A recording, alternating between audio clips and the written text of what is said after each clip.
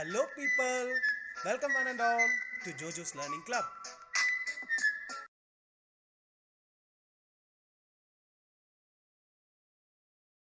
Hello guys, welcome back to my channel once again, Jojo's Learning Club. So today I'll be discussing on binomial series and about binomial theorem.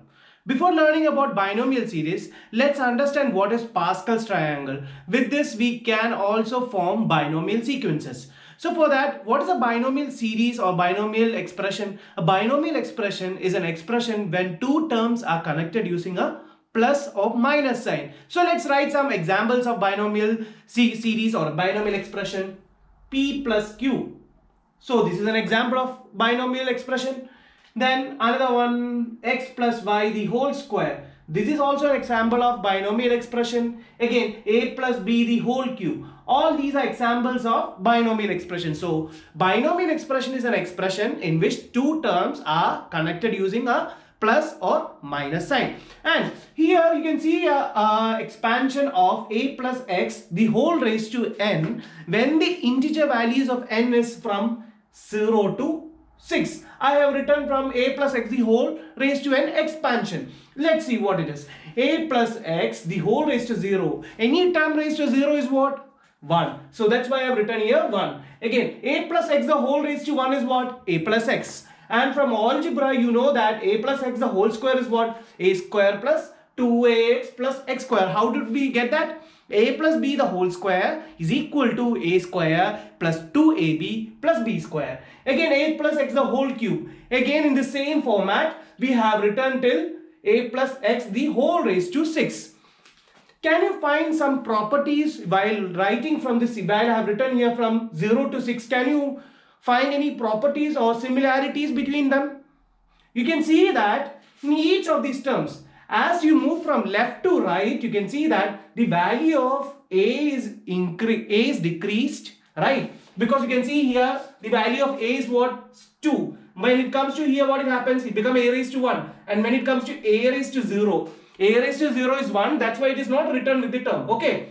And again, when you come to the next one, the expansion of a plus x the whole cube, you can see that it is 3, 2, 1, a raised to 1 is 8, sir. That's why it is not written like that. Okay. So a raised to 1 and comes to here, a raised to 0. Other than that, you can also see that, check the term of x. X term is here 0. If it is because it x raised to 0. That's why it is not written specifically. Because x raised to any term raised to 0 is what? 1. So in the first term, you can see that it is raised to 0. And what happens? Actually, when we move from left to right, the value of or the power of x is increasing. X raised to 0, x raised to 1, x raised to 2. Right? In the expansion for 2. Okay. And next, take the again for the third term. What happens here? A plus x the whole cube. What happens here? The first term is having the here a. Its power is getting decreased when moving from left to right. That it is going from 3, 2, 1, 0 and so on. And what about x? It is happening. It is starting from 0. The power of x is here what? 0. And while it goes on from moving from left to right, what happens? It gets increasing, right? X raised to 0, x raised to 1, x square, x cube and so on. And also, can you see any similarities between the coefficients of these rows written here? Yeah, you can see that here the coefficients are symmetrical about the middle coefficient when n is even. So this is an even term, right? 2, 2. When n equal to 2 is even, right? So when n is even, what happens here? You can see that the coefficients of other terms are symmetrical about the middle coefficient. What's the middle term here in 2? Here, when n is 2, there are 3 terms. So when n is 3, there are 4 terms. So you can see that this is a middle term. Here the coefficient is what? 1. What is actually this coefficient? The number or the constant written with this variable is known as the coefficient. So here if nothing is written, that means it is 1. If something, any numbers are written or any negative numbers or anything like that, then you can say that these are the coefficients of these variables. So there is no coefficient here, so it is meant that it is 1. Again, here what is the coefficient here? 2. What is the coefficient here? 1. So let's write in another way all the coefficients once again. So you'll get a better understanding what it is. Okay, for the first term you can see that the coefficient is what? 1. For the second one, 1.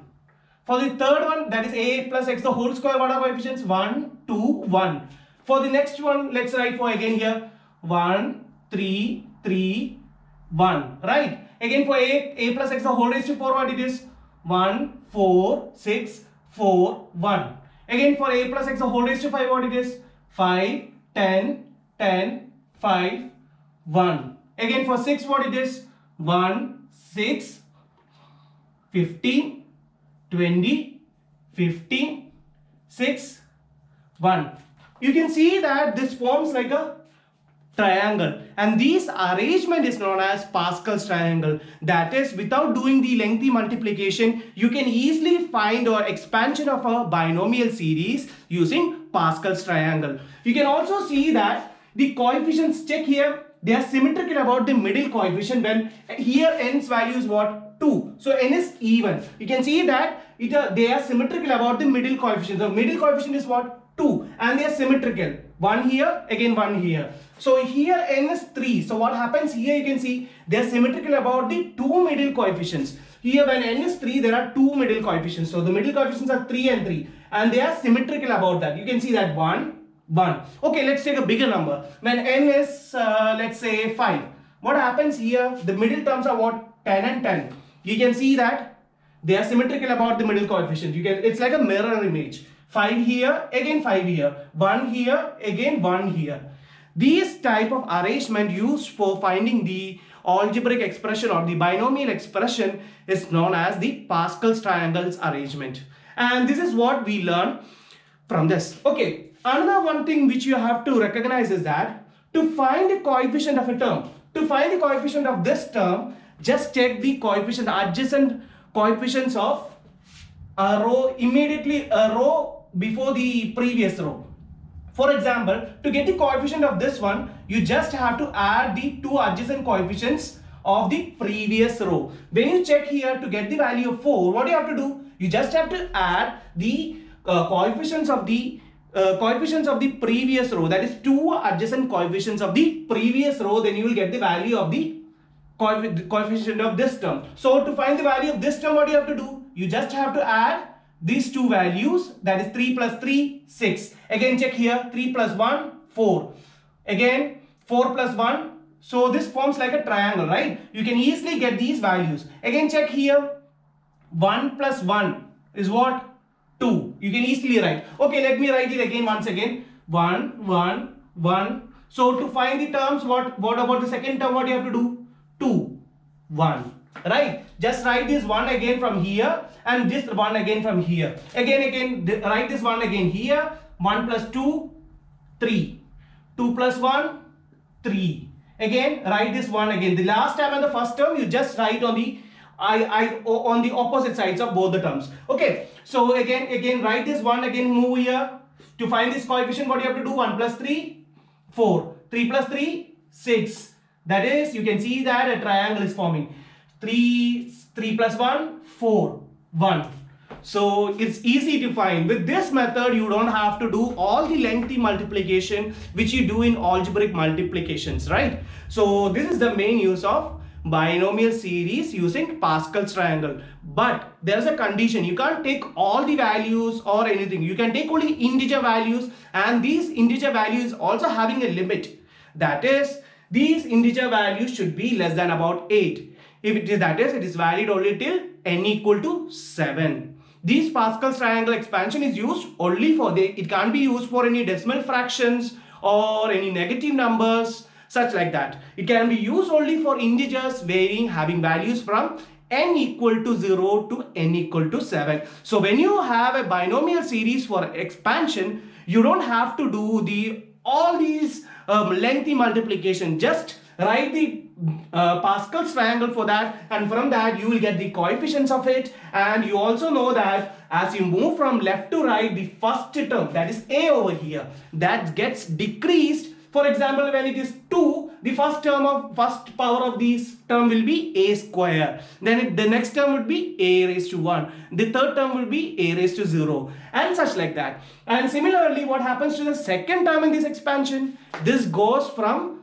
0 to increasing to the highest power, that is 2. So for the first term it would be 0. Any term raised to 0 is what? 1. That's why it is not mentioned in this expansion. So 0, 1, 2, 3 and so like that. So it's easy, right? And coefficients, what you can do? You can easily find using a Pascal's triangle. So let's do some problems. Then you will get a better understanding about how to deal with problems using binomial series. Okay, the first problem is use the Pascal's triangle to determine the expansion of a plus x the whole raised to 7. Okay, we know that what would be, without the coefficients, let's write first of all. First term would be a raised to 7. Then what happens, as I said, second term would be what?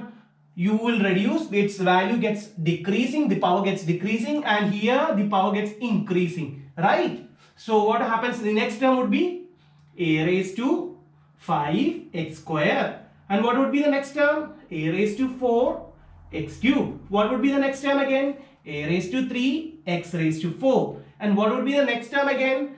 A raised to 2 x raised to 5. Here what it would be? A raised to 1 x raised to 6, and the last term would be x raised to 7. It is a raised to 0 into x raised to 7, but I'm not writing it. Yeah, because anyway any term raised to 0 is what? 1 itself. Okay, but we are missing some things. What we are missing here actually, the coefficients. Only then the equation is, or the expansion is complete, right? So we need to find the coefficients of each of these terms in this expansion. For that, what you have to do? You have to check the Pascal's triangle. We have already found when n equal to 6. So I have already said that Pascal's triangle is valid from n equal to 0 to n equal to 7. So for this expansion a plus x the whole raised to 7, the Pascal's triangle is valid, and you can use to find using these triangle formation. So again, the first term, what I said, just write this again. 1 plus 6, 7. 6 plus 5, 15, 21. Again 15 plus 25, 35. What would be the next term again? What would be the next term? 35. Again 15 plus 6, 21.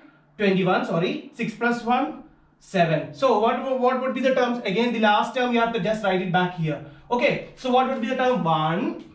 The next term 7, 21, 35. What is this here? 35, 21, 7, 1. Now the expansion is complete. Also remember that you can see that these coefficients are symmetrical about the coefficients are symmetrical about the middle term when n is even, and symmetrical about the two middle terms when n is odd. I hope it's clear, and in my next video we will do some problems using Pascal's triangle. So let's see you over there. Bye bye. Take care.